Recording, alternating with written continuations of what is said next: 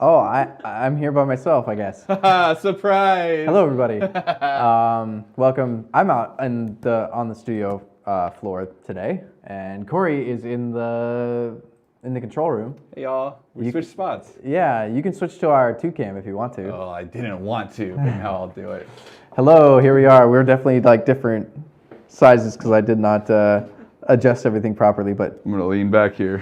yeah, welcome back.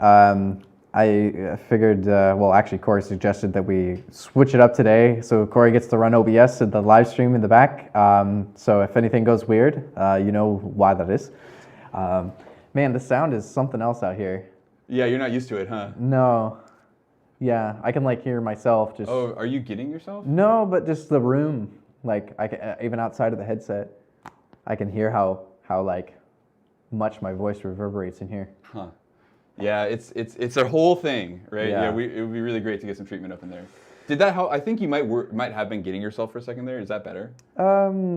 Maybe a little bit, Cool. but Great. yeah. Well, here we are. I've got my drawing tablet set up. I've got my laptop over here that's connected to my drawing tablet. I got my iPad, and so I figured we just kind of we're starting a workshop here pretty soon to revolving around animation. So I thought I'd talk about a bunch of different styles of animation. Of course, my strong suit is in 3D animation. So I don't have a whole lot to say about 2D animation, but I can show you some tools to get you started at least.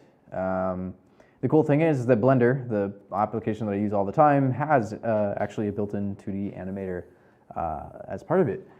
So I figured we would check out that stuff. So I think I've got the NDI set up for you there, Corey. Oh yeah, let's see what we got. There should be a two-shot with then my Blender screen here. Oh yeah, hey. Let's grab you. There you are. Sorry, I was adjusting my cam. So. Oh, zooming out a little bit. Yeah, we're a little more even now. Sweet. I'm actually going to start a new blend file here, just to show you guys more familiar view of Blender.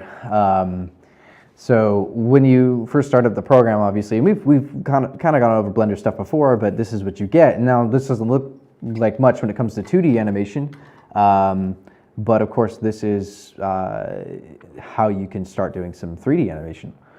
So there's I guess the most important thing with animation, if we stick to just that instead of learning basic Blender things, your most important feature down here is your timeline. So no matter like what 3D animation software or any kind of animation software you use, there's going to be a timeline with keyframes. And so keyframes are what you use to create your animation. Now, one of the cool things about Blender, and I was talking about this in class, is that like almost every single attribute in Blender, anything over in like your properties panel over here, any of even the modifiers, like if I added, say, an array modifier to this, which essentially just creates like like continuously duplicates the object that you have, you can key this value just by hitting I over it, moving it along, and changing the value, hitting I. This is something you can easily, now I can move my timeline back and forth, and that's animated. I'm not super used to using the the pen when doing this kind of animation stuff, but you can see here that I've got myself a little animation. Super easy. This would make a cool like audio visualizer thing. All of these you can actually hook up with drivers as well and connect them with audio, which we've kind of done in the past, but we'll have to demo that again sometime. I think did we end up doing that with the animation demo we did with the diner? I can't remember if I showed that off or not. I can't remember either.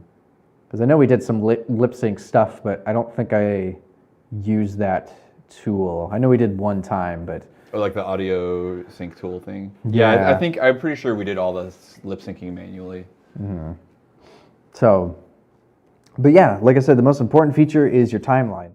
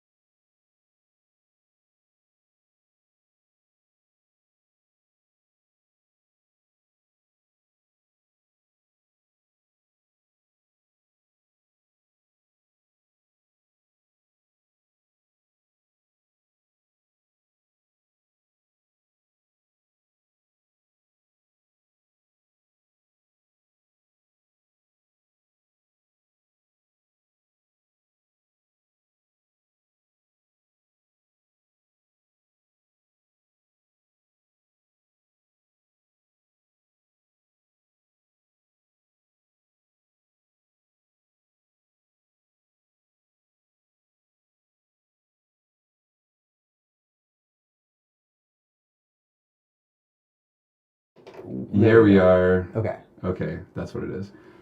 So. Not my fault, folks. I don't want to take credit for that. But hey, yeah, we're just noticing that our stream was silent for a moment, yeah. So this source, the I just picked the wrong one, so maybe my fault. There we are. Okay. Okay, that's what it is. Yeah. So I believe that this that one source, that full shot here. Oh, yeah. See, these are the old. This hasn't been updated because I never did a full, like, these are all the audience. We can actually probably get rid of these. It just hadn't been updated. Mm-hmm. So what we can do is just add in the, if you want to have this full screen, we can have an audio audio input and audio input. There should already be the zoom, and then you can add that one in. And now, if I switch to this, it should keep. There's our audio that's made. I was just like chilling for a minute and like just like looked over and I was like, wasn't there like a meter in that window before? Mm-hmm. It looks like there might be. Oh yeah, since this is an extra. I think I added an extra one accidentally, getting confused. It's all right. Trying to solve the problem. Let's see where that one was at. Audio. There it is. Yeah. So this one we can remove. Yes. There we go, and then that should Cool. go away. Sorry for technical difficulties, everyone. No worries. We're all so probably like because I had only been using this particular setup. But if you want to do the full screen of my screen, then you can switch to that one, and now it should have audio. Cool. It just hadn't been updated since we got the new board. Totally. Yeah. So if that's not clear, what would just happen? In OBS, we're switching between these different scenes. So I have access to these different scene controls. I can like preview and then transition between them. So like here's just Jay putting on his headphones. Hello. Like here I am. Hello. You know, here's the two shot. And so as we're cycling through these things, what I didn't know is that each of these scenes can have its own source content. You know, I mean, I guess it's like obvious looking at it and whatnot, but.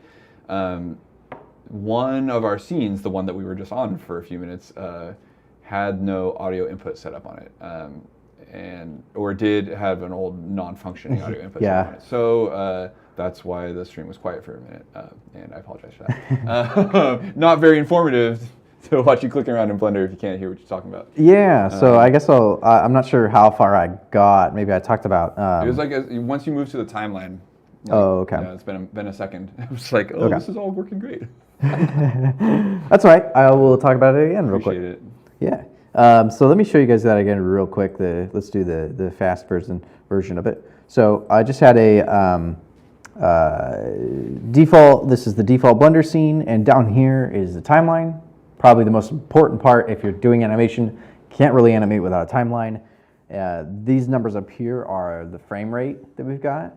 Or not the frame rate, but the frames itself. There's a different frame rate, but the frame range, I should say.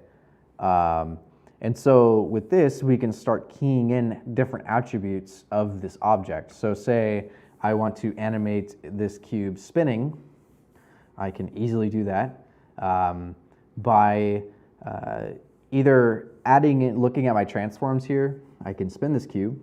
So say I want to rotate it on the Z. I want to have it rotate like 360 around. I can key this in, hitting I on the keyboard while hovering over it, like adds in the key. Whoops, didn't mean to do that. Undo.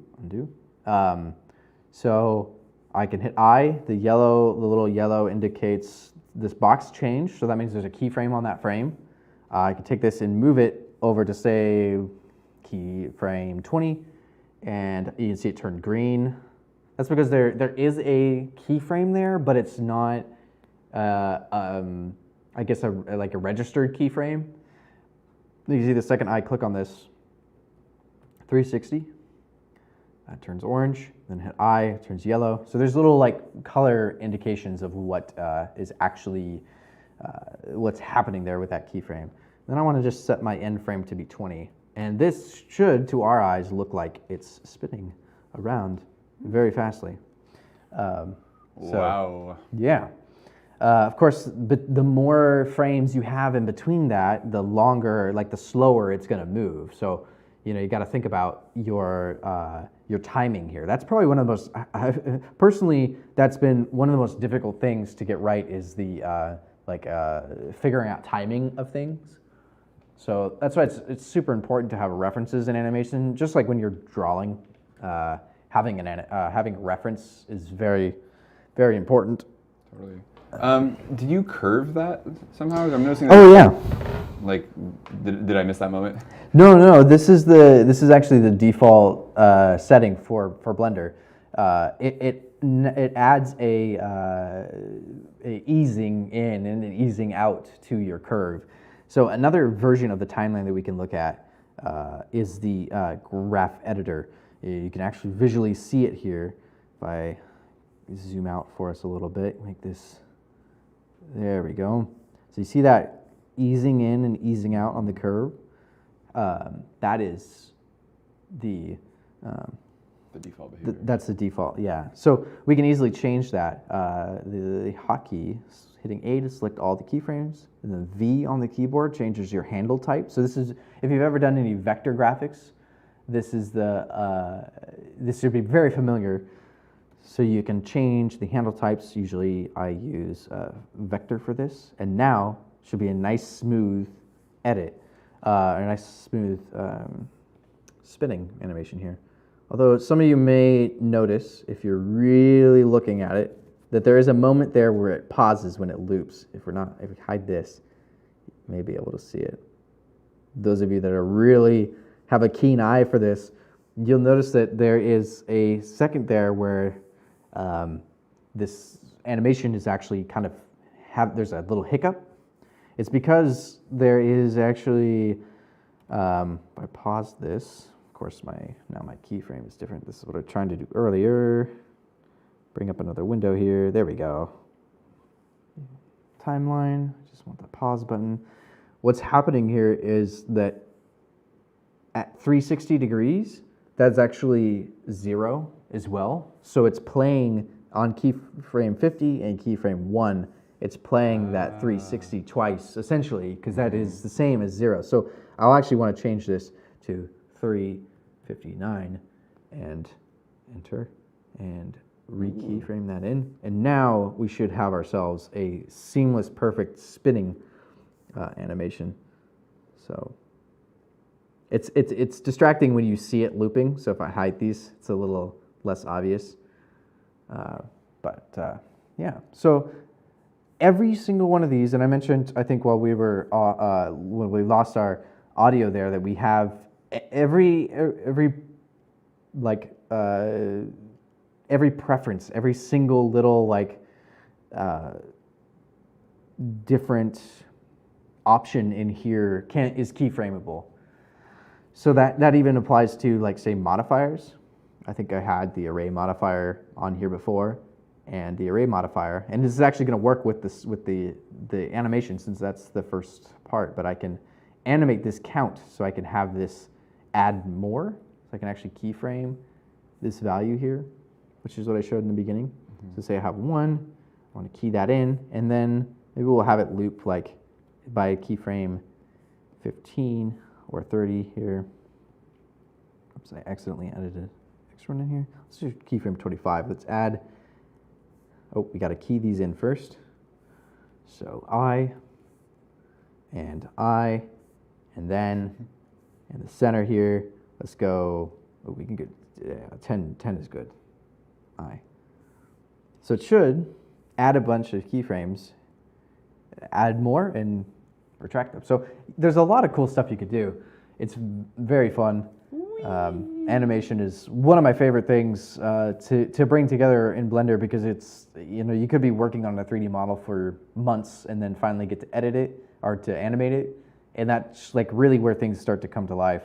I know we've had the 3D model of Cory on here before that was all rigged and ready to animate, and that was a lot of fun.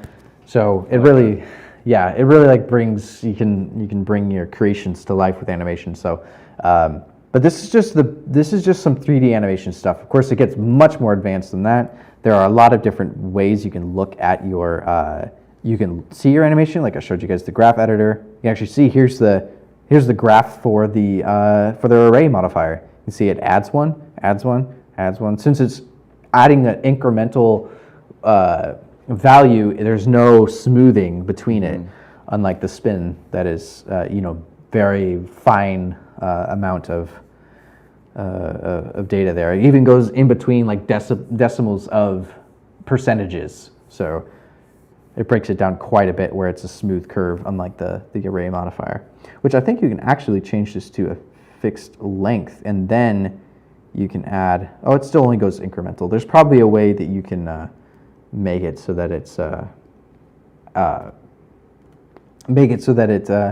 adds like only a certain amount of it with length. I know that I've used the along the curve one to do that before. So, but anyways, there's just a short demo. Like I said, there's a bunch of different ways you can see your animations. There's the dope sheet, which I kind of talked about, and I think I was getting into talking about the action editor here. The dope sheet, the biggest difference is that you can actually see over here down the bottom, you can see where your the different transforms that are being affected. So there's our modifier. You can actually see there's the array modifier. It actually comes out as a string of code there. So a modifier array count set to, I guess it's 0, probably because you can have, you can change that value, but there's just the piece of code. So could you just like write code in there? Could you like create a new transform and just type some code in there and make it work, or is that just a display thing? Probably. There is definitely ways that you could use script to animate stuff. This particular one, I don't think that you can actually custom write code in here, but if you had a modifier that could input code, most of these modifiers have, I think this actually applies, that 0 maybe apply to the, oh, there it goes. It was showing that because the array modifier, I had deleted it. So now you can see count array. Hey, yeah. So it was a 0 value because it was no longer, it didn't exist anymore. So one thing with Blender that's interesting is that if you delete things, they actually stay within the project's like cache.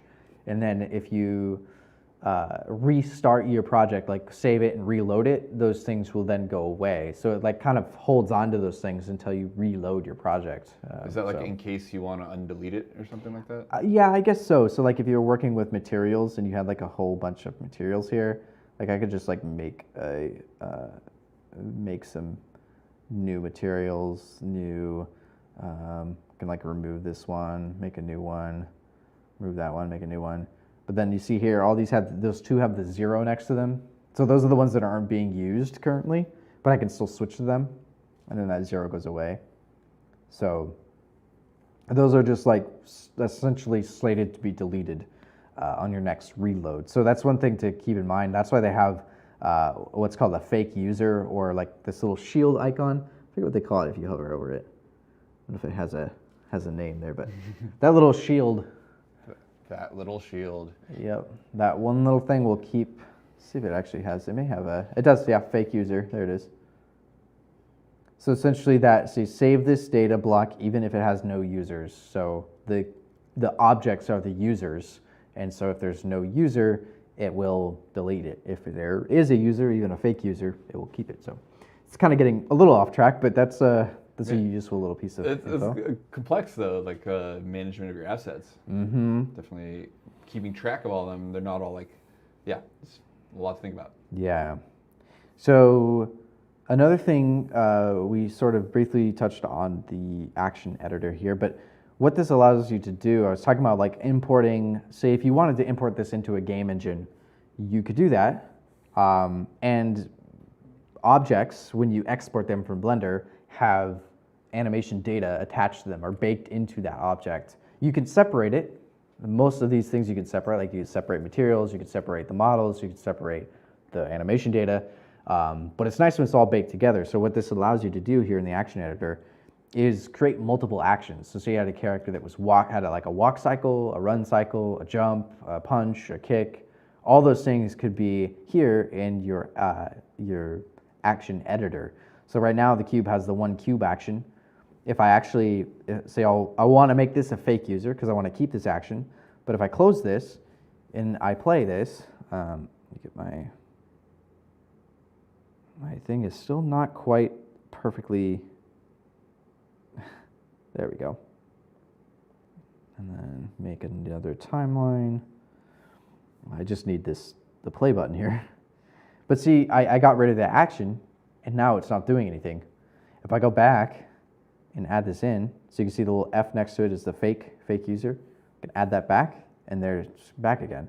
So you can start to like add a bunch of different types of animation things here. Do you want to reset this? I don't know, it probably works a little bit weird with the modifiers. I don't think you can really bake in that to animation. I've never tried to export that to a game engine before, but it's just as an example that you can animate pretty much anything. Oh, right, yeah, so you'd have to like the audio equivalent would be like freezing and flattening the thing, right? But there's no such option for you here. Yeah, you'd have to like bake that into the animation somehow. I'm actually not sure how you can do that. There's probably a function somewhere, but it's not something that I would really want to do and then export to a game engine or something. But I could make, say, like a little, like a jumping animation for the cube here. I can reset all my, I'm gonna go to transforms, or clear, and you can clear your different options. I just want to just clear the scale, and then say I want to make like a little jumping animation. If I hit I while I'm hovering over this menu, I can add in a keyframe on whatever I want. So I'm just going to do location, rotation, scale, and you can see it added down there in the action editor. So now I have cube action 1. It made a new action for me. And I can make a little jump maybe. I want to change this to scale based on the 3D cursor because that's down at the bottom. Otherwise the origin's like right here in this cube, so if I scaled it, it would scale down to this center point. But if I scale now, it will scale down to the ground. So I'm going to make them jump a little bit. So of course one little rule of squashing an object, there's always that volume, so you got to add the volume in. God. YouTube Kids videos, so the transcripts and comments are disabled. Oh, really? Huh. Let me see if I can. Oh, good to know. Yeah, I think. Oh, yeah. So I think by default I set that up so that our students with their school emails can get to. The reason why I set that up that way is so that our students can get to those videos because their school emails will lock out if they're not made for kids. It will lock out. You won't be able to access them, I believe. I may be wrong, but as far as I understand, that's why I've been setting them to YouTube Kids. If there's been issues, let me know. But I'll have to check on that. But one thing, just real quick with animation, a good little tip is that think about the mass of your object, the volume of your object. So when I took this cube, I also squashed it out so that it kept some of that volume. So now I can key in that location, rotation, scale. So it squashes down like that. Mm-hmm. So it's much better than just like not, it actually looks like it's being squashed, not just shrinking. Shrinking, exactly. And then with this, I can go a few more frames and then scale it back out. And I was going to shrink it a little bit because I want it to be taller. Grab it and have them kind of jump up. Whee! Cue this in. Key. Whee! So you may want to like add a few, like a holding frame here. So duplicate this over just so it holds for a second. Maybe even scale it down a little bit more just so it has some anticipation. There we go. Oh, see, I moved the timeline before I keyed it in, so it didn't save. I have to make sure to lock that in. Yeah. And then there's that bounce, give it a little bit more airtime. I'm gonna change it, clear its scale. That way it resets it back to normal. Location, rotation, scale, boing. Hey. And then it drops down. Man, super and cool. Maybe it gets a little bit of squash. Scale it down on the Z. And scale, location, rotation. There you go. And then back to normal, yeah. So like super simple, this is another action. Just thinking about those basic animation principles really brings your animations to life. So that's probably one of the easiest ones to remember, I think, is just like being aware of the volume of your object.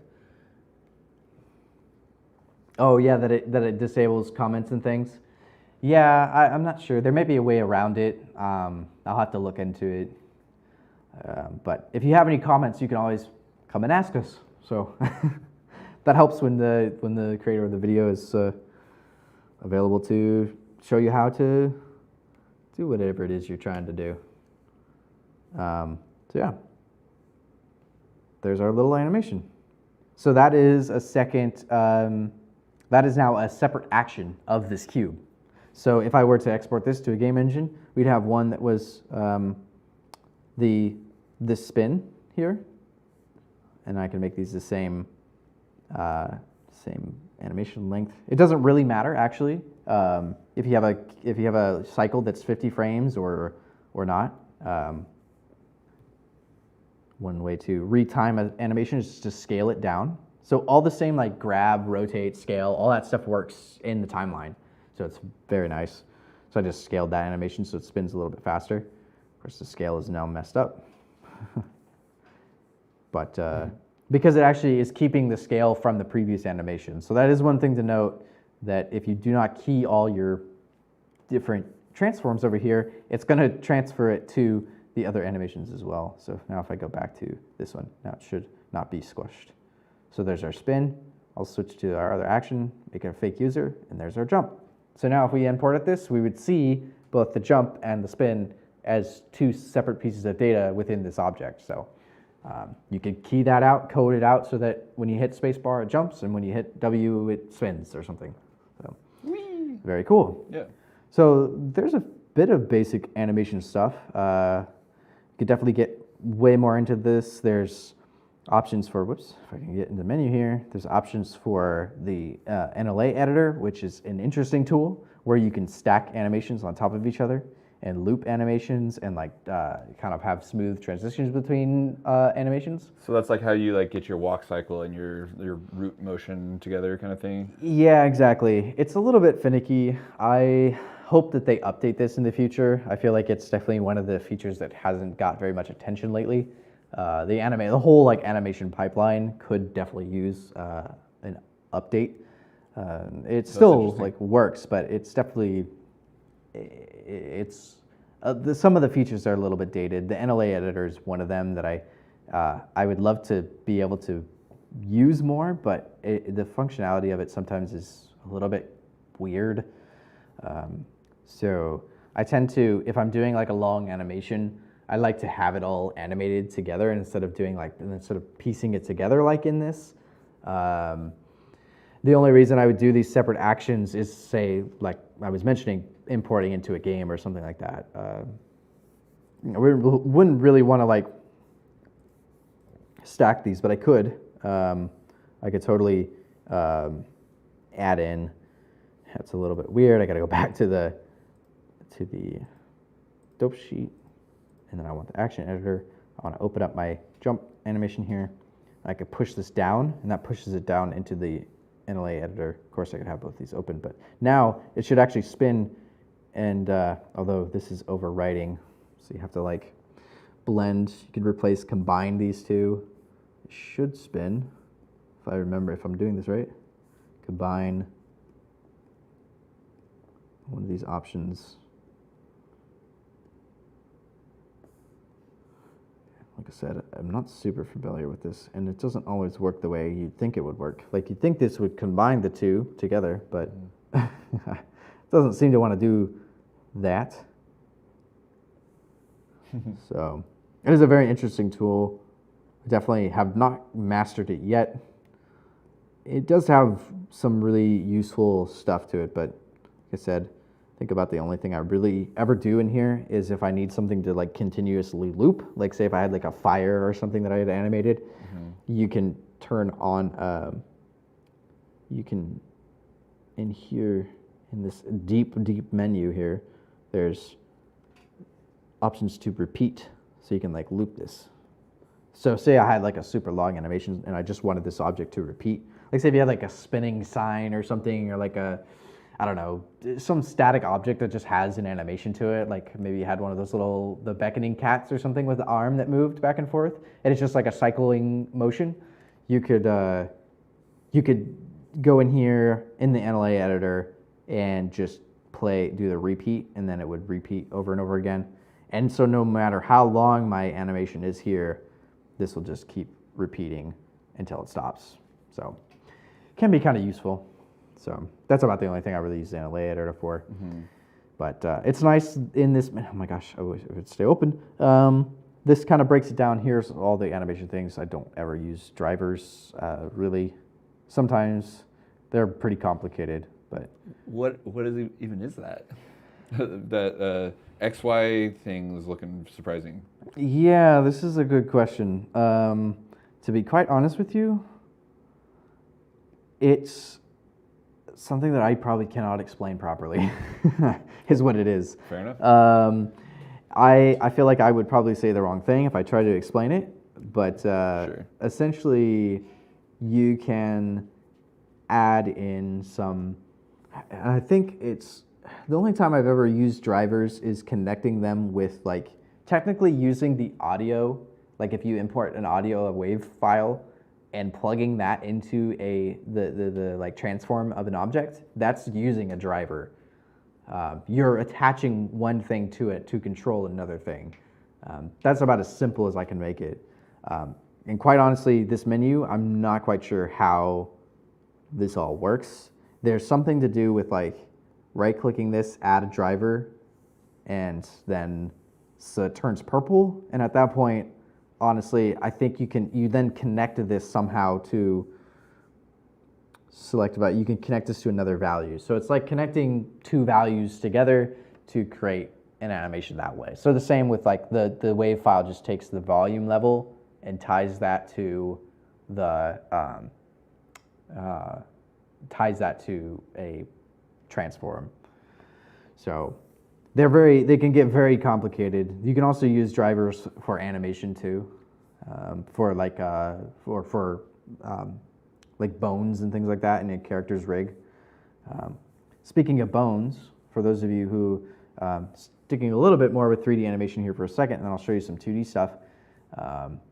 Adding a bone in Blender works both in 3D and in 2D, so it's good to know if you're doing 2D or 3D animation in Blender.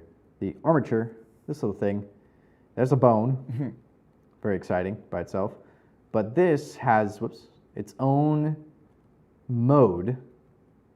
Its own mode, the pose mode. Oh, pose mode. Yes. And pose mode is essentially a special animation mode that you can use to animate characters. So this is what you would use to, if I wanted to say, I could take this in edit mode and create like a rig here, like really basic. This is a terrible rig. Don't like try to make a rig like this, but you can then take this, you could make an object around it, and these do not show up in your render. So when you go to render something, bones don't show up.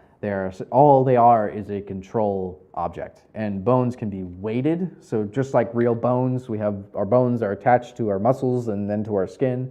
You can do the same thing with the digital bones and attach them to your character's skin or their muscles or whatever they have, and then use them to control their bodies or their whatever it might be. It could be even a door. Sometimes you could use bones to like animate a sign or to animate a door swinging open and stuff like that. So they give you a bit more functionality and a bit more like control over your object. So here we go into pose mode. You can see I can they're tied together, so those bones are in a chain. So if this was like the arm or a tree trunk or something was attached to a branch here, it very much if the base of the branch moves, then the rest of the arm or the branch moves. So if I had more branches here of my little tree, and then go into pose mode, you can see if I move the first one in the chain, then all the other ones move. Same with this one. Very much how our arm moves. If you move your shoulder, you can't really move your shoulder and not move your forearm, or if your if your bicep is moving, then your forearm is moving. Unless something really bad is wrong, happening, then hopefully your forearm is moving with your bicep there. Unless somehow it got disconnected, which would not be a good thing. You probably have bigger problems than worrying about how to animate your characters. So, but yeah, that's bones are very useful for that. They work in both 3D and in 2D. So let's talk about 2D for a second. Blender has a great option that you can go right into a 2D, like a preset setup for you. So going to new, and you got a few here. There's sculpting and VFX. Oops. It just does not like me hovering in video editing. So this gives you a great idea of some of the awesome capabilities that Blender has. Going right into 2D editing or 2D animation, this will look sort of familiar, almost like more like Krita or any drawing, Clip Studio or anything like that. You get your nice white canvas with all your color options and your different brushes and all that good stuff. So I can go over here, change colors, and draw on the surface of my tablet here. So the great thing about this is that this is set up just for doing 2D animation. It gets really deep, and a lot of this is actually newer. They're newer features. The whole, they call it grease pencil in Blender, is a very it's been updated quite a bit in the past few years to feature some really cool tools, and it's great because this maybe look 2D right now, but it's still a 3D scene. So I can still add in, if I switch out of draw mode and into regular object mode, I can still add into cube. And the great thing is, if I go back into draw mode, I have to select my stroke object, go into draw mode, and go back into my camera view. There's a cube right there. I can actually use that, say, let's make it a little more obvious, rotate this around. A little bit hard to see. I go into, I could change our viewport here. Where's my, I don't have a good, maybe solid view would be better. There we go. So here you can see there's the 3D cube. We can use this as a reference, built right in. I know that there's a lot of, I know Clip Studio, for one, has a built-in thing kind of like this that you can import a model or any other 3D asset and draw all over it as a reference, which is great. 3D references are awesome because you can put them wherever you want and then do your drawing over the top of them. So switching into draw mode, I've got this great cube here to draw over. Oh, well, here's the thing, is this 3D object is actually, the stroke here is the 3D object as well. So I need to move my cube back so that it is not in the way of my drawing. Let's see, location, I want to move this back on the Y, I believe. And that should let me draw over the top of it. Yep. Because it's actually, the object here, the stroke in the scene, is actually floating in 3D. So you have to be aware of your, of the distance between your objects and things like that. So, so it's kind of an interesting take on 2D animation in a 3D environment. But I can draw, this is kind of an interesting pen, but you can see I can use this cube as a reference. So the neat thing is that if I took this cube and animated it, I can actually draw this as a reference. So let me do that real quick. Let me go, or use this like an animation as a reference. So let's just, let's start from here. Hit I on the keyboard, whoops. It is already keyed in, I believe, yeah. And then go to frame, I don't know, 120, spin this around, keep spinning it. Let's do a full, I don't know what that would be. Actually, maybe make this easier on us and try to add and make this 0. And key that in. And there you go. Oh, it's already on. So one little thing with animation, this this option down here, this little tiny blue dot or white dot, toggles on like auto keyframing. So that is why when I spin this, it's automatically keying in what the transforms that I made. So it automatically keys in stuff, which is super useful. Sometimes it's you forget that it's on, like I just did. And you can accidentally key in things that you didn't mean to, and stuff starts moving all over the place, even though you didn't mean to animate it. But it's definitely something to be aware of. Oh yeah, the Blunder. I mean, it really opens up a whole world of possibilities when you have a full 3D environment to animate with. So actually, let's make sure we do our 359 here. Make sure that's keyed in. Now it should spin. So there's our little spin animation. We can make this 120. And then let's actually, I want to switch this to action editor real quick. Select these, hit V, turn it to vector. That way it doesn't do the weird like slow down and speed up thing. I don't know how I got so many keys in there. Must be for something else, not sure. There we go. Okay. And we got our nice spinning cube. Go back to our grease pencil. This is a different timeline. Go into, switch to the stroke object, go to draw node. And now, this is the cool part. You've got in here, there's your animation. So I can start drawing those keyframes with the cube there as a reference. So I can draw this face one. You can see how this would be really neat. Go a frame, maybe I could go a few frames. Let's go like 4 frames, or let's go 5, just to really see. You see right away, see that green outline? That is my onion skin. So I can see the reference before. Don't really need it with this because I'm doing this kind of manually, or doing the, following the reference of the cube. So I don't necessarily need onion skinning. Normally you would use your previous keyframe as a good, as a reference of where you should draw your next frame. But since you have this awesome 3D reference here, you don't necessarily need it. Oops, say I forgot a line there. But you can see how doing this can really, you could do your animations in 3D and then go through with the grease pencil and draw out your animations.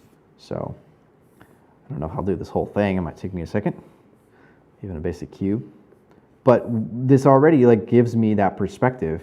I don't have to think about what perspective I need to use. I don't have to to worry about. I think the technical term, the artist term, is foreshortening, where things closer to the camera are larger than things further away. It is perspective too, but there's other terms for it. So if you see characters drawn where their hand or whatever is closer to the camera and therefore is much larger than the rest of the character, it's a technique you can really use to make things much more realistic. So I'm just using I've got my hand over here on my laptop because I'm using the arrow keys to move back and forth between the keyframes to make it a little quicker to navigate here. So just drawing out each of these, not worrying about how great it looks, but let's see, we can, I think. It'll have that cool wobbly aesthetic. Yeah, that's one way you could. So the neat thing is with this, it's, I'm drawing every frame. A lot of times, most animators will have, you've probably seen it if you watch any kind of animated show where they call them puppets, I think. I think that's the term that's used because they're drawn characters, 2D characters, but they use the bones and stuff as sort of having a 2D rig for your character. Oh, I think I've seen that. You've probably seen it, yeah. Yeah, You notice it in like games for sure, like like where there's like some like physics on the 2D thing, but I've like see that sort of same sort of look in animation as well, and that must be the workflow they're doing. Yeah, there's a lot of programs that do that, and you can do the same in this. You can like because all these, like this is 3D. You can see it there. There's my little grease pencil. Oh, it's so cool. Yeah, you could take that and weight that to a bone, and then animate that piece of drawing into whatever you wanted. So I'm just looking through this one perspective. So I know we're getting close here. Let me do. Yeah, I was just about to give you a time warning. Yeah, let me do one more drawing here. There we go. Let's see what that looks like. 60 frames is pretty good. So we can hide that cube. There goes the cube. And we can play this animation. You can see it spin around. So it's pretty slow. It's cool though. But I can, if I wanted to go faster, I can select all these, scale it down. Maybe we'll go 30 frames. And maybe we can play this back here.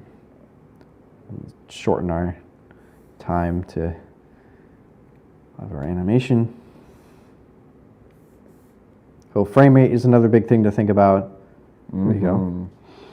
So yeah, there's a 3D cube drawn in 2D. Like you can kind of tell. Yeah. If I did the whole thing, it would probably look a lot better, but it gives you a good idea. One thing I can change is... It's such a cool aesthetic. Like yeah, it's neat. Yeah, it's really great. I'm like, I want to try doing that. One thing with common with 2D is to actually render out a lower frame rate than 24 FPS. 24 FPS is like the cinematic standard, but you could go and custom frame rate and do 12. 12 is more common for animation, right? Yeah, it's pretty common. So because like really fluid animation looks great, but it's a lot of work because then you're drawing all those frames in there. So, oh really? You got some reference to combining grease pencil with 3D. Yeah. So like sometimes if you're just building your environments in 3D and then doing, maybe you're doing your camera work in 3D. I've seen that done before. Like they'll build say you have like a cityscape or something and you have somebody like parkouring through the city. You can like do the 3D like models of the city and then have that character like draw, like have all your camera animations in and everything, and then just use like over the camera, you're just drawing like your 2D character into that scene. So it's a really cool workflow. Oh yeah, that sounds really cool. So there's a lot of neat stuff that you can do. I feel like there's also like an intermediate thing where you have like a sprite or something, like essentially like sprite style animation, like where you're moving a 2D character around, like you maybe have a looping animation that moves around in a 3D space or something. Right. So I had, I guess we got a brief minute here. If we wanted to go to the over the shoulder shot. Where is that at?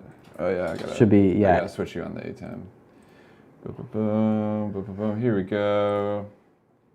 So this is my bad for bad angle, but on here is this is Procreate on the iPad. So of course, if you only have access to an iPad, there are tons and tons of awesome resources for doing 2D animation. 3D animation, I'm not quite sure. I haven't dug into that yet. It feels like the touch screen, it doesn't lend itself to that work. Yeah. It's like very, very input heavy, the stuff that you do with Blender. Right. The interesting thing about this, I could actually, like sitting right here, one thing, and we've talked about this before, this is a funny little tidbit about the screens that you're drawing on too. This tablet has a very like matte finish to it. The iPad, on the other hand, is very glossy. Very much different drawing experience with the Apple Pencil and the Huion pencil here. Very much more like this has a closer to paper feel than the tablet does. So a lot of people really like their paper feel screen protectors. Oh yeah, I gotta try one of those at some point. Yeah, we might have a spare one. Oh, you have a different model than we have. So yeah, so this has this is Clip Studio. 3 minutes. It has animation, so maybe it's something we could go over later because it's something I don't really know a lot about. But built-in animation stuff, really cool. Definitely recommend checking it out. Can do some great things. I know that this is a program that people use a lot for this kind of animation work. It's probably one of the neatest things is that you can get the app on the iPad and then have it on your desktop as well, and be able to cloud save. So you could be working on something on your iPad, have an animation going, and then take it over onto your computer and have that right there. You just open your project file. Yeah, it's a pretty cool workflow. So one thing that's a drag about trying to do stuff on the iPad is that it can feel a little like a closed ecosystem, or like it's difficult to move things on and off of it unless you have an Apple computer. So anything that integrates well with the cloud is really helpful, just to break you out of your little tablet and connect it to the bigger world. 1 minute, Jay. Yeah, well, I guess we'll wrap it up. All right, well, I had fun. I want to show, it's very hard to cover all this cool stuff, all this animation stuff in Blender. I do want to do another project with us doing something with sound and animation. I feel like that'd be really fun. So lots of neat things going on, lots of cool stuff here at MARZ. If you want to learn anything about this, let us know. Come on down. Yep, but you can suggest videos also if you want us to do something specific. I'm going to try my best to show it off. I'm more of a jack of all trades than I am good at any particular thing. So we can at least point you in the right direction of resources and stuff like that. So come learn with us. We'll figure it out together. Yep, exactly. Yep. All right, cool. Well, I guess we'll wrap it up for tonight, and we'll see y'all next week. Take it easy, everyone. All righty.